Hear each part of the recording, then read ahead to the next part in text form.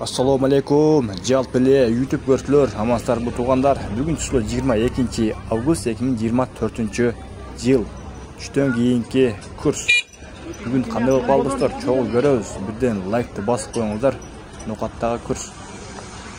Доскрада банкта 0,920 экен. Доллар 85.30, ал эми евро 94.70 экен. Кийинки банкты көрөбүз. Коммерческий Кыргызстан банкта 0,920 экен.